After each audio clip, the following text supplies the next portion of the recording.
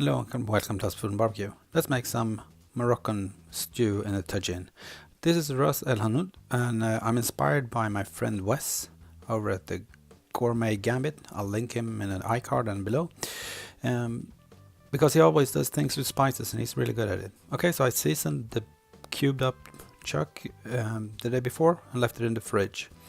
Then 24 hours later, I've got the oil from one small jar of sun-dried tomatoes that I'm browning the meat in, adding them to the bottom of the tagine, and then once it's all fried up, I'm mixing it with the sun-dried tomatoes and 1 jar of large mushrooms, 2 stock cubes dissolved in water in the pan, getting all the bottom glaze from there.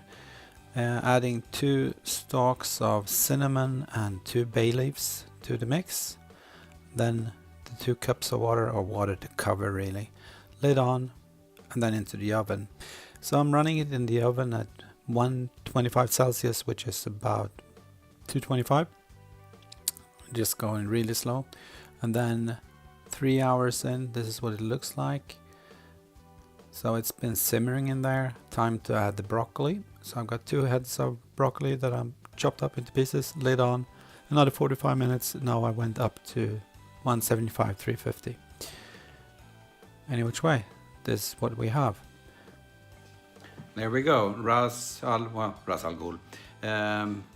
Seasoned tagine stew for you, Wes.